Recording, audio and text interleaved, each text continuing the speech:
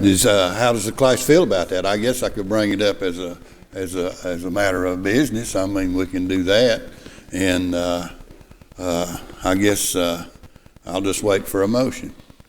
I'll make the motion. Why don't we let the whole church help with the pounding part? They get more. And there's another thing that you guys may or may not be aware of.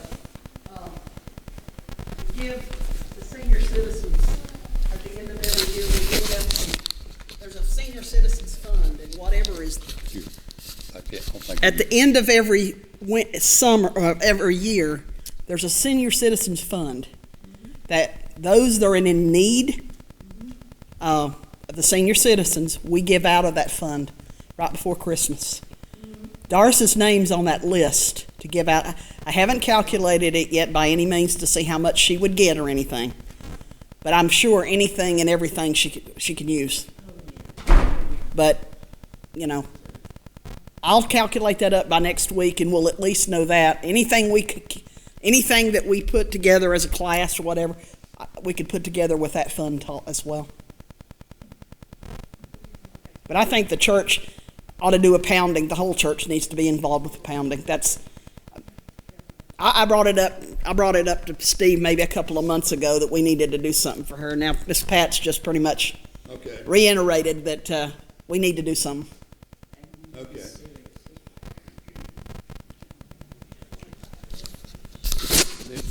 This is one of the biggest crises in the church. We can still do something as a class, or we can, and like you say, we need to go ahead and get the church involved in the pounding, and we can do that. And I'll just pass that on to our pastor. I guess would be the best way to go through that. So, how do you feel about go ahead and taking up a special offering next Sunday? How do you feel? I mean, I'm asking. Yeah. I'll second it. Okay, all in favor? Raise your right hand. All opposed? Okay. That we'll just do that then next Sunday. Amen. And I'm sure that it'll be helpful. I tell you, anytime you try to help somebody, you always get paid back. I've never helped nobody yet that ain't got paid back. Have you? Amen. And but it's good to be here this morning. It's good to be in God's house. And this is going over some of the lessons we had last week, and we're going to try to finish up Exodus here that we've started, and we'll go into, I believe it's Luke next month, but or from the next quarter. But I was looking at this and trying to figure out, and of course I'm one of these. I like numbers, and I always try to figure numbers and stuff, you know. And I was trying to figure out if each one of them Israelites had taken up 16-inch square spacing, and that's about what it'd take for somebody to stand straight up. And that's not counting walking. Now, if you're walking, some of you fellas in service, you need a little bit longer distance between there. But if you took 16 inches at five abreast, the length of the line of just the people would be over 9.5 miles. That's a pretty good bunch of people to go across the sea, isn't it? That's not counting their cattle. That's not counting any of the stuff that they were carrying, any of the stuff they were dragging, but that was just counting the people. Boy, I tell you what, God done a miracle for them, didn't he? And they done that, and we're going to see here how long it took them, and as we get into that, and we see the length of that, and now that 16 inches, that's just my figuring now, but it was probably a whole lot longer than that. But 9.5 miles. Well, how far is 9.5 miles? Well, if you go out here and get on the interstate here at Weaverville, and you drive to Asheville, and right when you get to Patton Avenue, it's about 9 miles. So you add another half to it, that'll put you almost to the tunnel, won't it? That's a line of people, isn't it? I mean, from Weaverville, that's a line of people, and they all crossed the Red Sea. Let me go on here. The Egyptians, they're gaining on them. They're fixing to take place here. I hope I don't lose my throat, but we'll go on and get into today's lesson, and it starts with the 14th chapter, and it starts in the 23rd verse. And it says here, and the Egyptians pursued and went in after them. Excuse me just a minute. Went in after them in the midst of the sea, even Pharaoh's horses, his chariots, and his horsemen. We see some things happening in this verse here. God had told Moses to stretch forth his hand. He had done that. The sea had parted. The wind had come through, had dried the place up. The Israelites had started in the evening or at night and started crossing. And there's fixing to cross here. And about the middle of the crossing there, or midst of the sea, and I call that the middle, we see the Pharaoh's horses and his chariots and all of his men fixing to come after him. Now, they hadn't seen these Israelites because they had been guarded by a dark cloud, or guarded by a cloud, just one cloud, that they were going across. And on one side of that cloud was total darkness because it was of a night. And we see on the other side of the cloud a fire, and it's just one fire, leading Israel, the people of Israel across by light there. So we see all that, and isn't that something here? And it show and we go on into the. Did I miss some verses or something other? Maybe I didn't. Make sure I didn't. So they pursued after them, and in the midst of them, and it came to pass that in the morning watch the Lord looked unto the host of the Egyptians through the pillar of fire and of the cloud, and troubled the host of the Egyptians. I believe the Egyptians, they couldn't see what they was going after. All they could see was that black cloud. But during the morning watch, right in the morning time, I believe God gave them a vision of who was in that Red Sea. And I tell you what, that He intrigued them to go after them. And if you're going to intrigue somebody, you show them a reward in front of them. And no doubt, the Pharaoh had already told them, we're going after these Israelites, and we're going to kill them. If they're not going to serve us, they're not going to serve nobody. And I believe they had death on their mind when they was going after them. And we see them here, and God gives them a glimpse of the people they're after. And they see them there.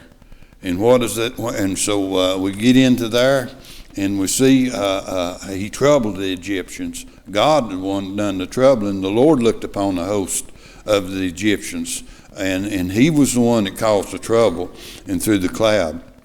And they took off the chariot wheels. They drove them heavily, so that the Egyptians said, let us flee from the face of Israel, for the Lord fighteth for them against the Egyptians. Now, we see the Egyptians here, they had their horsemen, they had their chariots, they had been after them ever since they'd left Egypt. No doubt, they didn't stop out there at the Super Lube and have their tars lubed or nothing. But I believe them old tars is getting wore out. They is the wobbling, and it was slowing them down. So, and it doesn't say why they took their wheels off, but I believe that's why they was. We can read on in there in the early morning. We looked there, and we see that in verse number 24. Here it was in the early morning watch, and we see that, and we see that we see the pillar of fire, the pillar of cloud, and through all of it, where was the Lord at? You know, he had to look through that, didn't he? So he had to look through it. He had been over where Israel was at, wasn't he? Have you thought about that? I mean, God himself, the Lord himself, was over there between the Egyptians and Israel. If he had looked back through the cloud, he could see the Egyptians. He seen one cloud and one fire, and he had troubled them. In other words, the troubled means he harassed them, he confused them, and they were just plain old overwhelmed about going in there. And we get into verse number 25. So they took the chariot wheels off, and I wanted to read Psalms, I believe it is 78. Let me find it and read you a verse or two out of it. And it started with the 51st verse there. And smote all the firstborn in Egypt, the chief and their strength in the tabernacles of Ham, but made his own people to go forth like sheep, and girded them in the wilderness like a flock. He led them on safely, so that they feared not, but the sea overwhelmed the enemy. And he brought them to the borders of his sanctuary, even to this mountain, with his right hand had purchased. God, this is what David said about that. God seen that they were there. He's giving them a promise there that they were going to go across that land, going to go across. Israel, because why? Because he was between them and their enemy. And we've seen that in the verse prior to that. And then we see here that they drove the wheels, and he says, "For the Lord fighteth for them against the Egyptians." Amen. God was doing all the fighting. What about that? God he's always been our strength. He's always been our captain. And I don't know how I can say that and make God as important as he is. I've just not got the words to say that.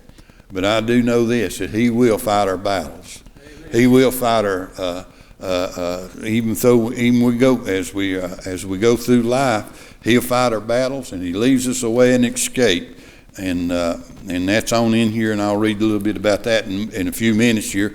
But we see him here, and he says, "And the Lord said unto Moses, Stretch out thy hand over the sea, and the waters may come again upon the Egyptians, upon their chariots, and upon their horsemen." We see in verse number 26 here, the Lord commanded. And who did he command? He commanded Moses. And if you look there, he said, command him to do what? To stretch. If you look at that stretch, my Bible is capital. Is yours is capitalized? Stretch is. In other words, he said it with power to stretch forth his hand across the sea there. And what did he do? Moses done exactly what he done. He followed that commandment. Why did he do that? So that Israel would see Moses doing that. And not only that, Egypt would see that what he was doing that. At this time, the Egyptians were about midways of the river or the sea crossing there. They had got all the way in there, and I believe God had made it possible for them to stop out there about middle ways, and I believe that was where they was taking the wheels off the church in the middle of the sea out there. You know, God can cause a lot of things. He can cause a man to go around the curve, and if he had been there 5 minutes earlier, somebody might have hit him. But sometimes the safety that God gives us and provides for us, isn't it? And the number of times that we've seen and come through people that's went through car wrecks, and it's just by a coincidence they just missed it. But God, it ain't a coincidence. I believe God looks after His people, and He looks after us, and He's looking after His people here. Here He is. He's got all of Pharaoh's people there. He's got all of his horsemen there. He's got all of his chariot drivers. He's got all these people there in the middle of the sea. And here Moses is. He's telling him to stretch out forth thy hand. And what did Moses do in verse number 27? And Moses stretched forth his hand over the sea.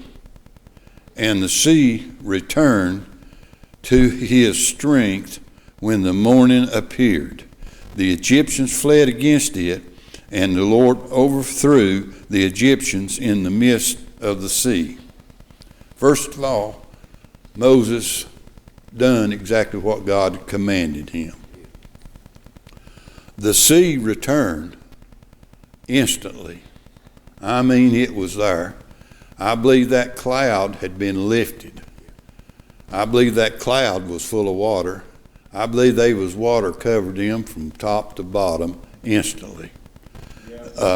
We see here that the Egyptians, at the same time, this was at the morning watch, and it was right at daybreak, and we see the morning appeared. So why? I believe that was so Israel could see what God had done. Israel could see the enemy being drowned. Israel saw that fixing to happen there. The Egyptians, they tried to flee, but the Lord overthrew them in the midst. They were in the middle. They couldn't go either way. And what happened? They all drowned. Their horses, their horsemen, and everything. The mist, the central part, the middle. And then what happens next? The water returned. And it says in verse number 28, the waters returned and covered the chariots, the horsemen, and all the host of Pharaoh that came into the sea after them. There remaineth not so much as one of them. We see the waters return. We see the covered chariots. We see God's horsemen. We see the same thing Israel seen. We seen it covered the host of Pharaoh's army. His very best, it covered them. And you know what? I'm going to ask this question. Who survived? Did any of Pharaoh's people survive? Not a one. And it tells us in this Bible, we see that none of them made it out of there alive. We go on into verse number 29. He said, but the children of Israel walked upon dry ground in the midst of the sea, and the waters were a wall unto them on their right hand and on their left. Psalms 66 verse 6 says, he turned the sea into dry land. They went through the flood on foot. There did we rejoice in him. Isn't that something? That because the wall was on the right, and the water was on the right, and it was like a wall on the right and the left. Psalm 136 says, but overthrew Pharaoh and his host in the Red Sea, for his mercy endureth forever. We see what happened to Pharaoh. It doesn't say that he drowned there, but David says in Psalms 136 that he was there. I don't know where he was or not, but if he didn't, he had to go back and tell all the other Egyptians that he had lost the battle. And, they don't care much for a king that's lost a battle. I mean, I'll be honest with you, if he didn't make it, and or if he did make it and he had to go back, he went back like an old hound dog with his tail tucked between his legs and how to tell his people that he lost the battle. And who really won the battle? He went back and there's some survivors on the other side that may have not have went through that, but they all knew about that. And I wanted to read a note here. I believe it was in a quarterly here. And let me get it. Now,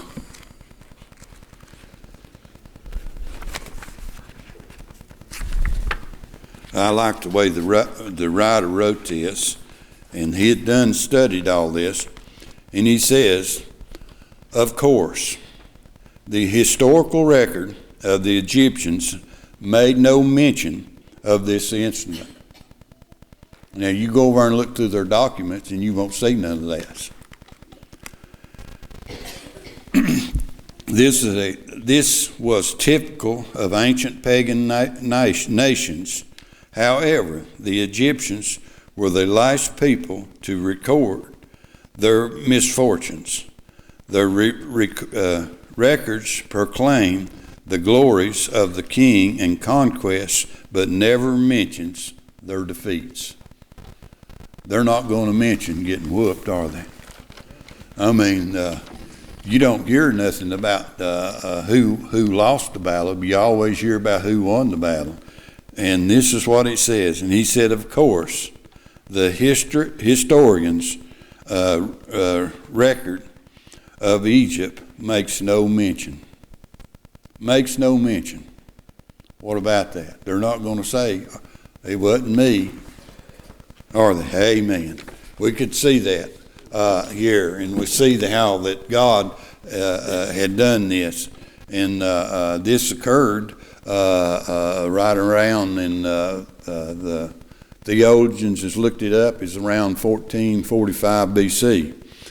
We see the sea to the Israel means deliverance, but the sea to the Egyptians means what? Means death. In Corinthians, I believe it is, in chapter, and I read some of chapter 10 last week, and in chapter 10, he says, there is no temptation taken unto you as such as common to man. Now, what does that go with the lesson? But God is faithful, who will not suffer you to be tempted above that ye are able, but will with the temptation also make a way to escape, that ye may be able to bear it. All through life, God makes it possible for us to escape temptation. The Israel, they didn't escape that temptation. They went in, and they wouldn't. And you know what? If you follow the Lord, the sea means what? Deliverance. And if you don't follow the Lord, the sea means judgment. Verse number 30. And he says, the Lord saved Israel this day out of the hands of the Egyptians. And Israel saw the Egyptians death upon the seashore. In other words, it washed them upon the seashore there. There's Jehoshaphat, I believe it's Jehoshaphat, an ancient Jewish historian, said that Israel gathered all the weapons that had washed up on the banks for future encounters. I don't know where they did, but I do know this. Israel saw the death. Israel saw what God had done. Israel today still talks about, and they still have the Passover this very day. And in other words, it's lasted for over 3,000, almost 3,500 years. It's still lasted, isn't it? Amen. And isn't that the way God gives you something that'll last you eternity? Amen. And how do we find that? We find that in His Word. We see here Israel saw that death was there. And then we see, and he says, and Israel saw the great work which the Lord did upon the Egyptians, and the people feared the Lord and believed the Lord and his servant Moses. Israel saw the great work. Israel feared the Lord. And not only did they fear him, but Israel what? Believed the Lord. And who else did Israel believe? They believed on Moses also.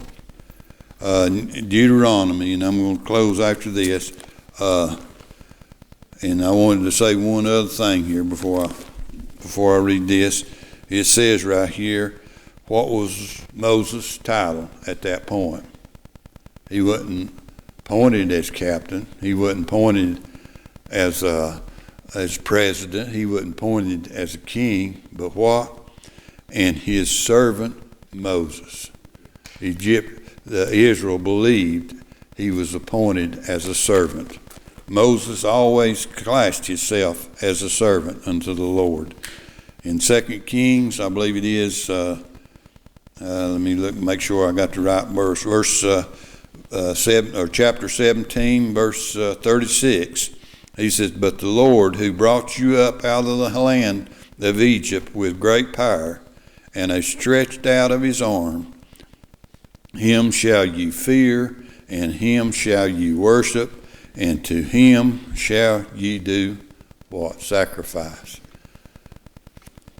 That's God for us, isn't it? Amen. God made himself known unto all the people that he had promised that. I hope everybody's enjoyed this study of Exodus, and I tell you, we've just hit the highlights. We've not hit all of the good parts of it. There's some good parts in here, and it seems like every time I get into it, I see something new, something different. Any comments?